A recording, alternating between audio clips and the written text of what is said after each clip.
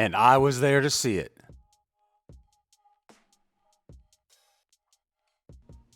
Hello, I'm Eddie Parker, and welcome to Gulf Coastal Connections. We are high up in the 600 level of the Caesars Superdome, and this just isn't for aesthetic purposes. That's my seat way up there, section 641, row 32, seat 12. I bought the cheapest seat possible for a number of reasons. One, it's a preseason game and the man I came to see, quarterback Derek Carr, will only play around 1 or 2 series. Backup players will come in after that and compete for a position on the team, which is exciting if you really like football.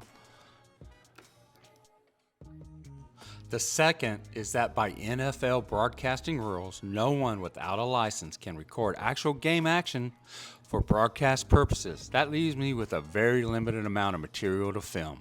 So I am going to have to leave my seat and go exploring in order to get the material for an interesting episode. Why pay top dollar for a seat I'm only going to be in a quarter or two at the most? On his first drive as quarterback of the New Orleans Saints, Carr drove down the field and threw a touchdown pass to receiver Keith Kirkwood.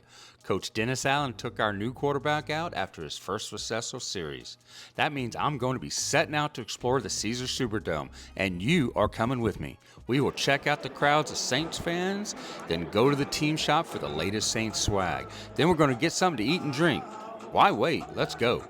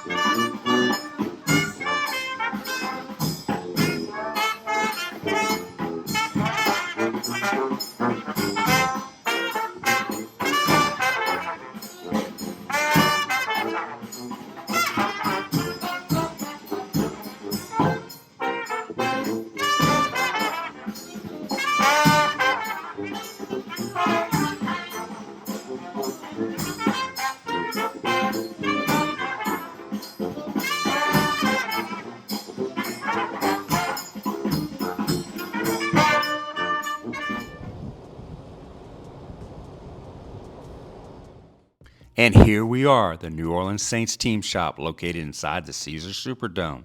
That's Derek Carr's number 4 jersey hanging in the window. Hopefully that's going to be a very popular item this season.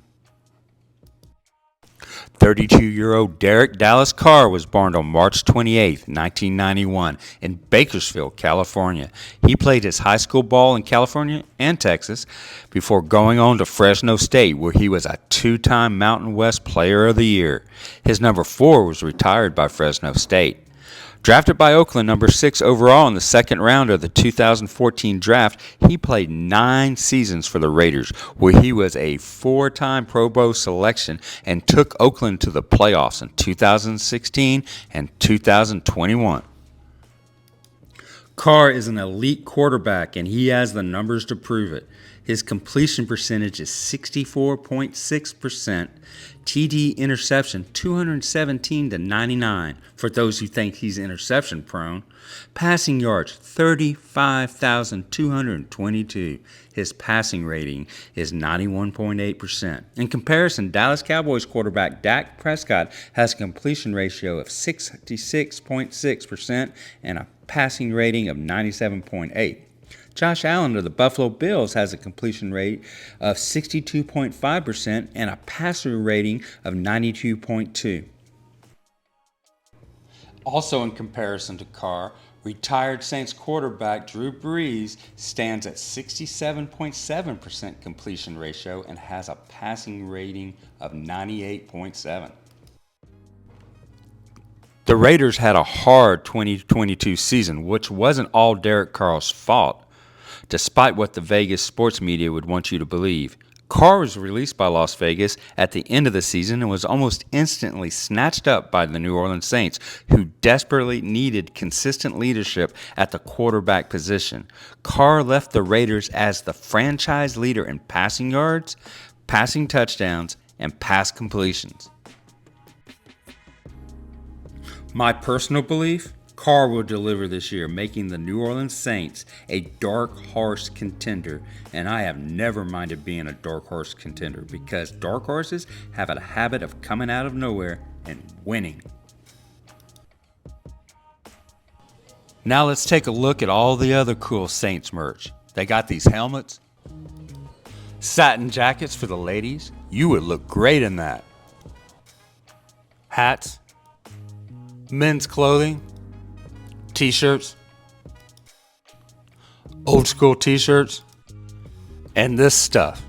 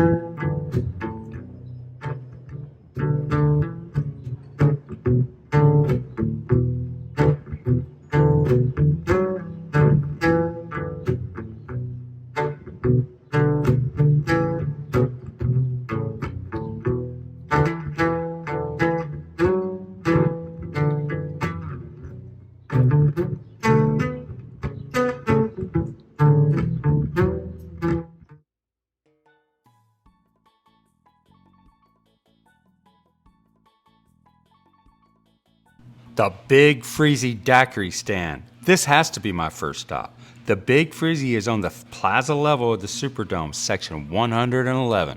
New Orleans is the land of 1,000 daiquiris. Where Ya At magazine described the daiquiri as that frozen, boozy concoction we all love, even if we're not willing to admit it. It's easy to drink and great on a hot day, and it has the three things New Orleanians love: intense flavor, sweetness, and alcohol. So what is a daiquiri? Well, it's not this. A daiquiri is made from rum, and rum comes from the Caribbean. This sugarcane-based liquid, forever associated with pirates and smugglers, has a rich, warm flavor, unlike any other bottled spirit. Rum sweetness comes from sugarcane boiled down to a rich molasses, which is then fermented and distilled. In the Caribbean, each island has its own distinctly different and perfected style of rum. The daiquiri comes out of the mountain town of the same name in Cuba.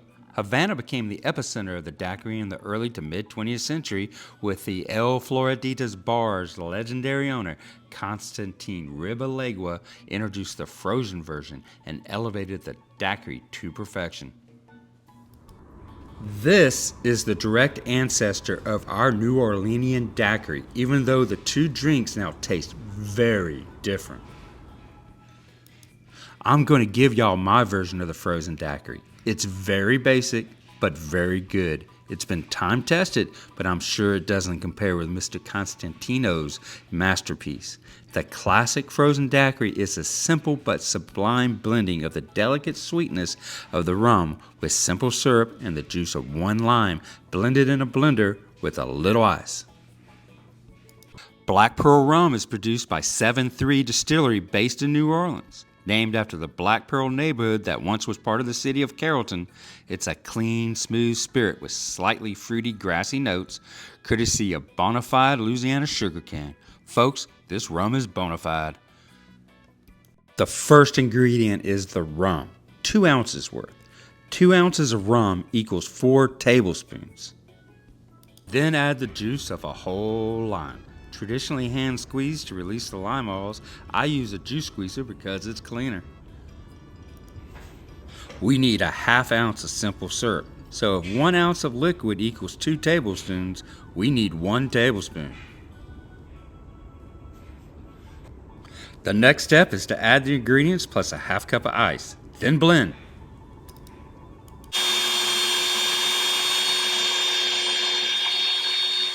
And there you have it, a frozen daiquiri, if not made with the skill of Constantino, at least close to his original recipe. So what is a New Orleans daiquiri? It's a frozen drink with alcohol in it served at a daiquiri shop. Daiquiris are big business in New Orleans, bringing in thousands of dollars a day for each and every shop, and there are hundreds of them in the greater New Orleans area. The mixture is 1 gallon flavored syrup to 2 gallons of water to 2 bottles of alcohol. The flavored syrup is just concentrated. In a single night, a shop can go through 15 to 20 gallons of their most popular flavors. The process depends on a pump system similar to the beer keg system. It's mixed up in huge batches kept in tanks in the back, and a line is run to the daiquiri machines. It takes from 30 to 45 minutes to freeze to the perfect slushy consistency. Each commercial-grade machine costs from $3,000 to $5,000 a unit, depending upon its size. The shop has 10 machines. You are looking at a $40,000 investment just for the machines. Daiquiris cost from $9 to $13 a drink, so it's easy to make your money back. In fact, the profit margin can be 300%. To get the flavor just right involves study, research, trial and error, and a high degree of skill. Chemists work on the development of the flavor, which is then selected by shop owners before going into mass production.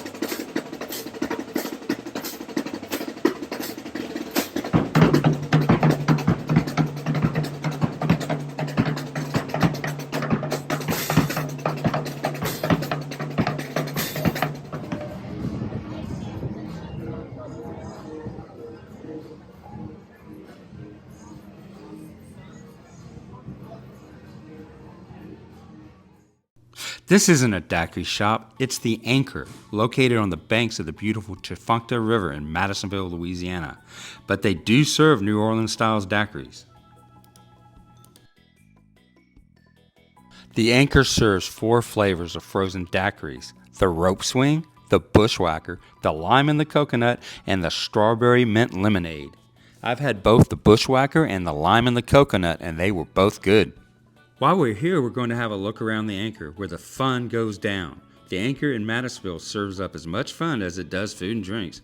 I've eaten here often, and it never disappoints. This is how I usually enjoy my daiquiri at the Anchor, sitting on their amazing dock, watching the boats and the day go by.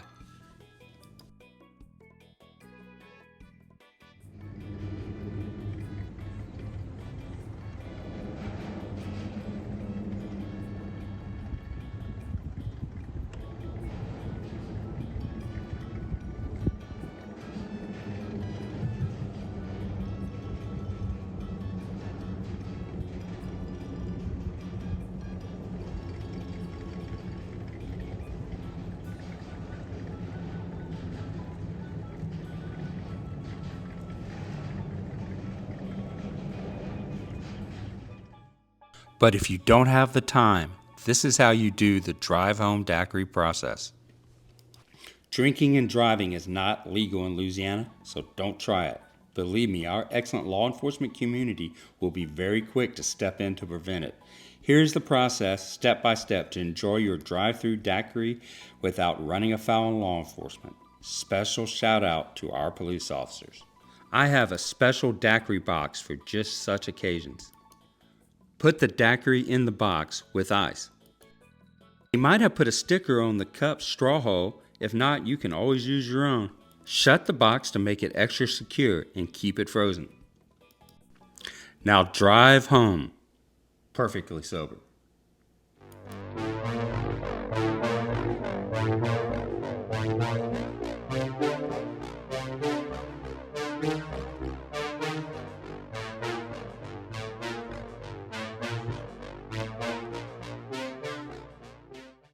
And we have arrived. Open the box. Take the daiquiri to a secure location. Still sealed and perfectly legal. You could remove the daiquiri to another location at this point and still be within the law.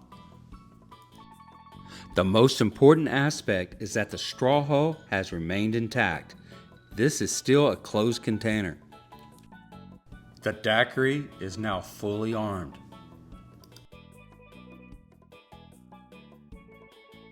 And ready to enjoy.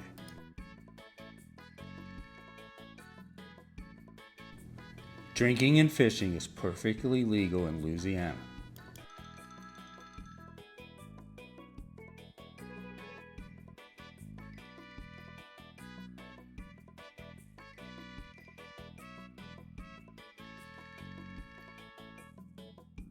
This is obviously a pre-mixed rum daiquiri with cocoa powder sprinkled on top. Rum forward, but it tastes like a good rum, maybe Bacardi. It's basically a rum-flavored milkshake without the ice cream. Coconut comes through after the taste of the cocoa dies down. I would have it again. So this is the second of the Anchor's daiquiri. The other was the lime and the coconut that I've tried, and they were both good. So how about the Big Freezy's Margarita Daiquiri?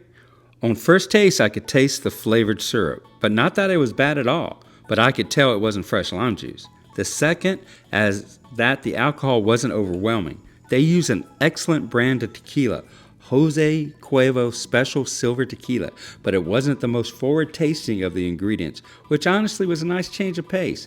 I've had many cocktails, especially my own, where it was mainly rum with a little lime juice and sugar added to it. The Big Freezy's Margarita Daiquiri was very refreshing, and I might get it again if I'm near the booth and the line wasn't that long.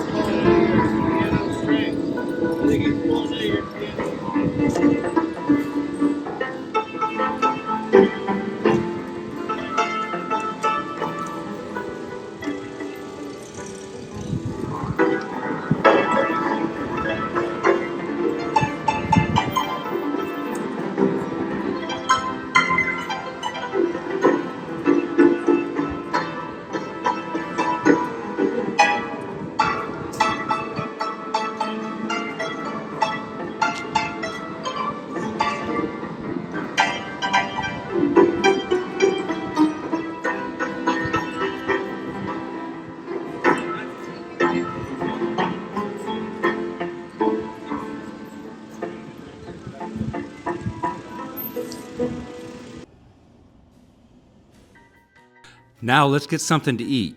We are at the Cajun Corner on the same 100 level of the Superdome as the Big Freezy. Let's see, what should I get? How about the grilled alligator sausage poor boy? Yes, we really do eat alligators in Louisiana.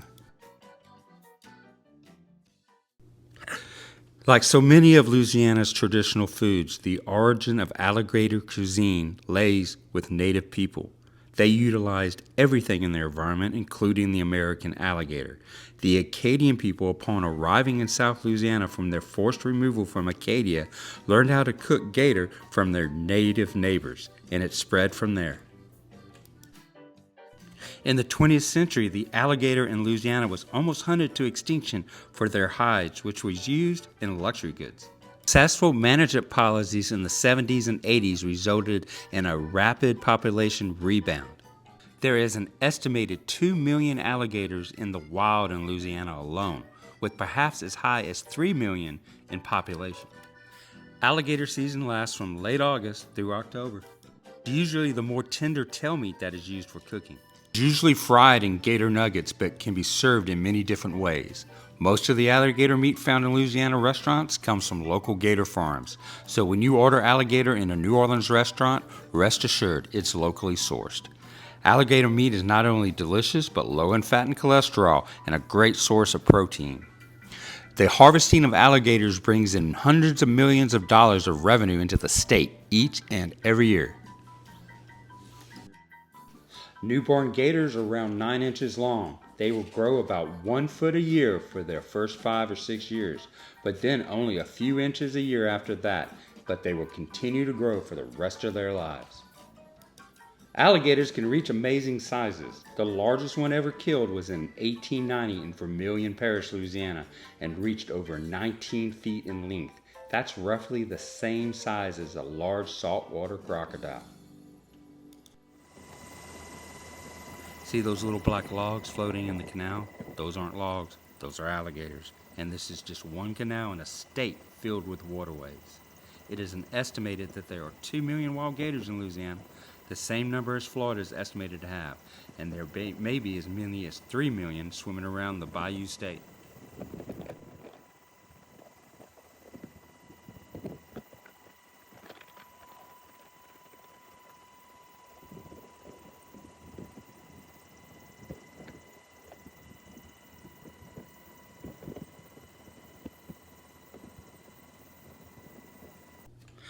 You will see this sign all over South Louisiana, and there is a good reason for it.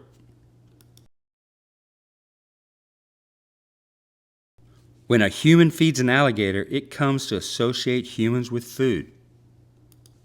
Then, when the gator comes in contact with another human, they expect to be fed, and when they are not, they can get very dangerous quick. The alligator's rapid growth and population has placed large predators in close proximity to us. Don't feed alligators.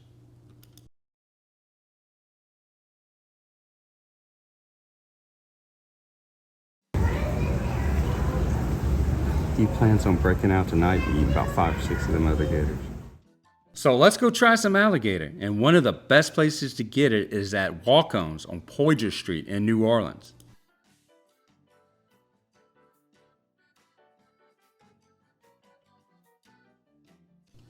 Walk-ons was founded by 2 walk-on members of the LSU basketball team.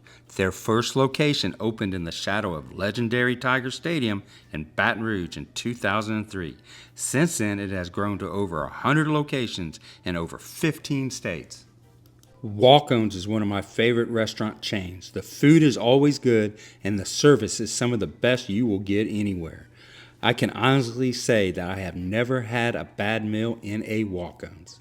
Quarterback Drew Brees owns 25% of Walk-ons. He was a frequent customer at this exact location and called the ownership telling them not to change a single thing about the restaurant and offered to buy into the business. Since that phone call, Walk-ons have grown rapidly. Brees succeeds at everything. It's a New Orleans tradition to have a glass of water to start your meals, and if you have felt the August heat this year, you know why. This is one of Louisiana's finest brews, the Ambita Amber. It's a Munich-style lager brewed with pale and caramel malts and German pearl hops. It has a smooth, malty, slightly caramel flavor and a rich amber color. Amber was one of the first beers brewed by Abita Brewery out of Abita Springs, Louisiana, and it's still one of their top sellers. Abita Amber is a very versatile beer and pairs excellently with boiled or fried seafood like the fried gator here. It has been voted best beer in numerous New Orleans reader polls. The fried alligator was crispy, perfectly cooked, and not chewy at all. The remoulade sauce was not overpowering but mild and matched well with the spicy gator nuggets. I highly recommend the Walk-ons fried alligator.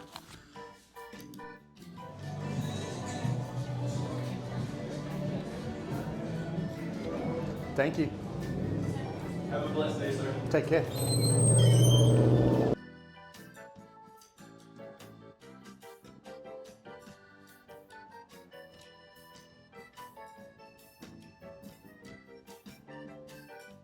If you are in the Superdome area, in the New Orleans Business District, or just want to have some great Louisiana food, Come check out Walk-ons on Poydras Street. The first thing I noticed about the Parish Grill's alligator sausage po' boy is that the sausage itself was crisp to the bite. The second was that the bun was perfectly toasted so that the juices never had a chance to make the bun soggy. The onions and peppers were grilled right alongside of the alligator sausage and completed the po' boy, along with some dark mustard on top. I could taste the alligator, but also a little pork was mixed in to strengthen the flavor. This is a very good po' boy from the city that invented the po' boy. I will be getting this one again for sure.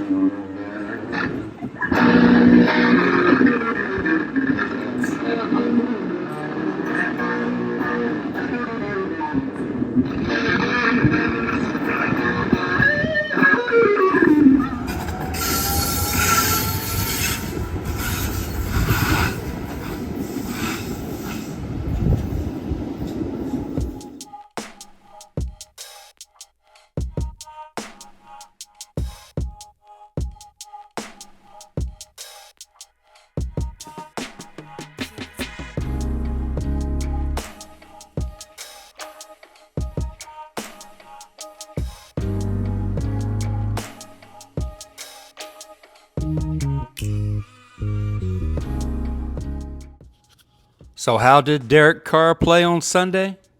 He played one series during the first quarter of the game before he was taken out. In that drive, he went 6 for 8 with 70 yards passing and a touchdown. He was everything I expected him to be. Give me a dark horse with a chip on their shoulder every time. We get things done.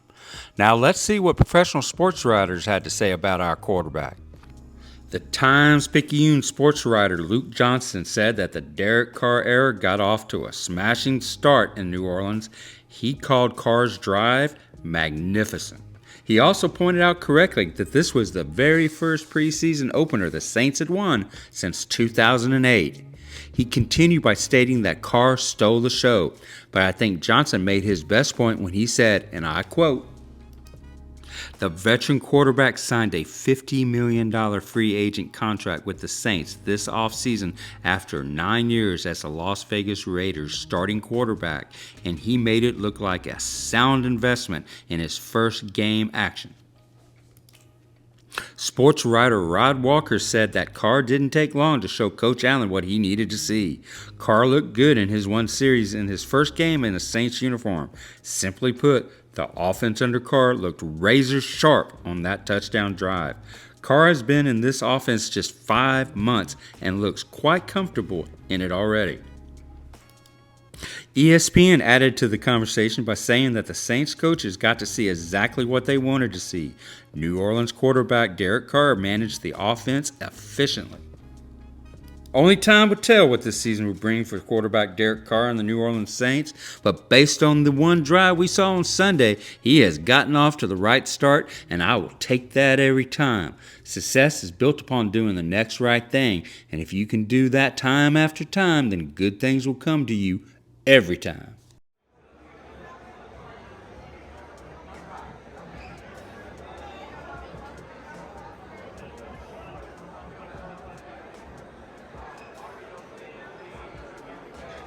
Before I sign off, I have to thank another bunch of folks beside the wonderful Superdome crew, and that is my fellow Saints fans. It was so good to be with y'all again.